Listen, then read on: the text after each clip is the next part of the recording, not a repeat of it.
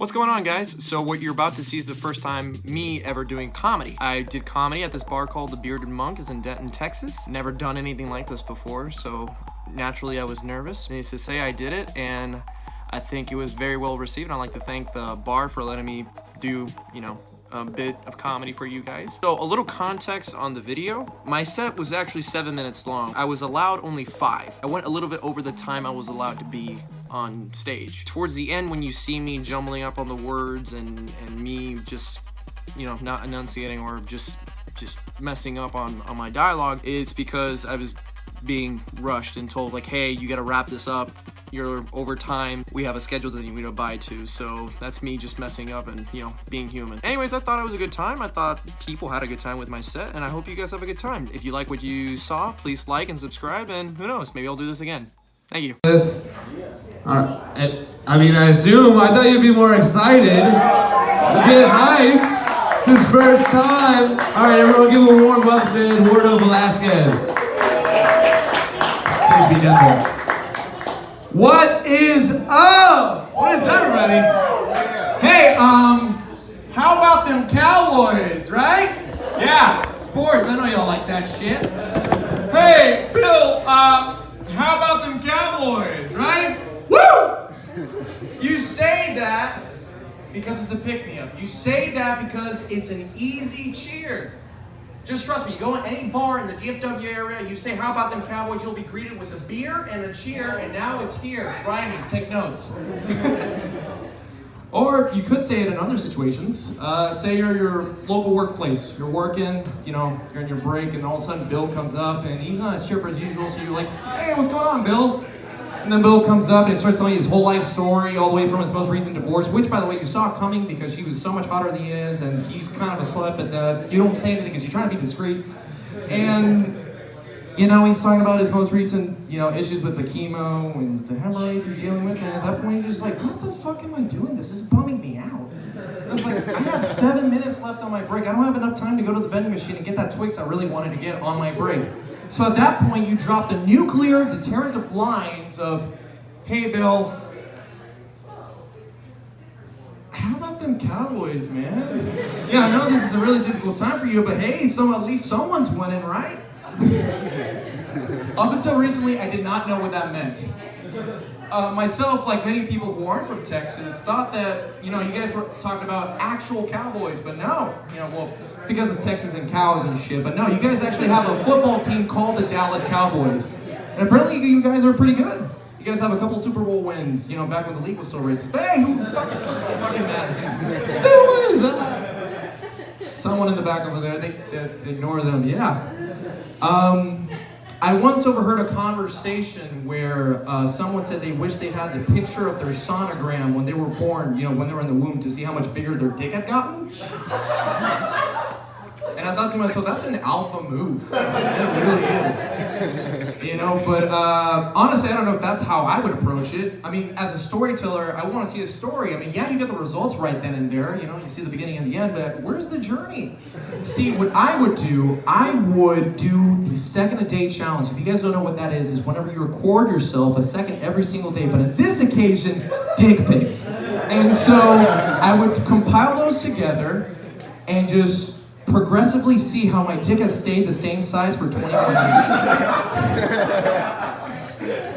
Speaking of dicks, Snapchat's cool. It's pretty cool.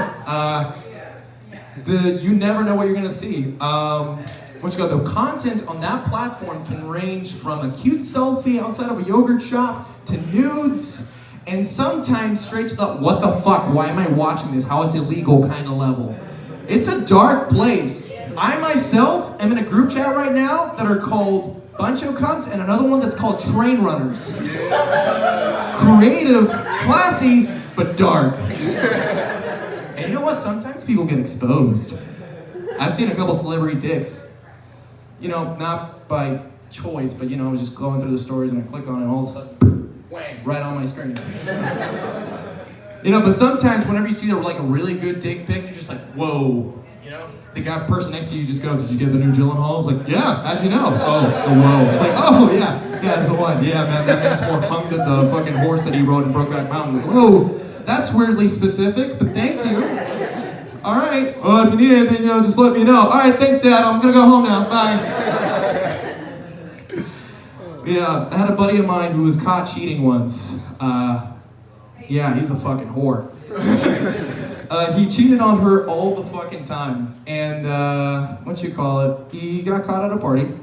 We went to a party.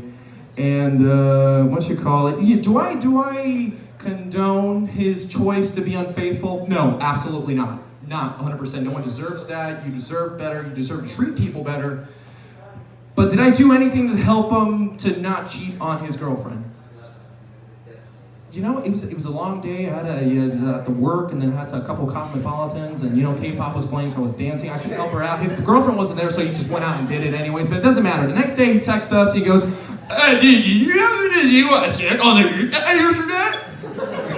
For those of you who don't speak dumbass, he basically said, "Hey, did you guys see what I sent on the group chat yesterday?" And I said, "No, none of us did." But he was a fucking idiot. He snapped the whole fucking thing and put it on his story. So now his girlfriend had primetime access to him smacking and sucking faces with another human being that it's not her for a good consecutive 30 seconds. Ooh! That was a tough weekend. Needless to say, they broke up. I'm trying to draw a blank. They broke up, and he was a mess. He was a true mess. He called me out of all people. He called me, he's crying.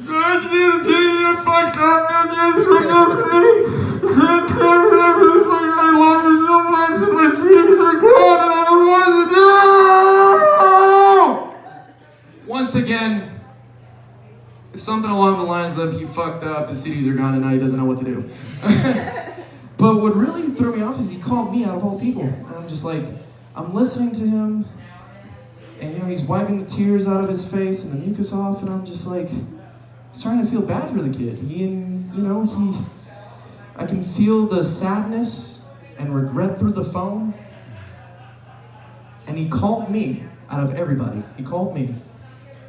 But he shouldn't have, because I was watching Mythbusters. And it was the episode where they had the sunken ship being resuscitated by fucking ping pong balls, and I'm just holy shit, they really gonna break the whole entire ship with ping pong balls? I've at least seen tops less than a grand on ping pong balls.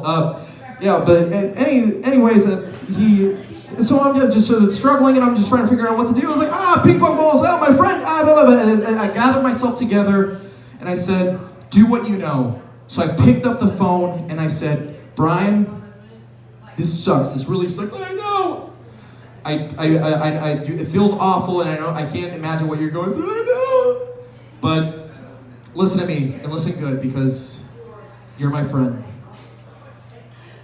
How about them Cowboys, dude? Zeke's doing pretty good. They have a good offensive line. And I hung up the phone. Thank you very much.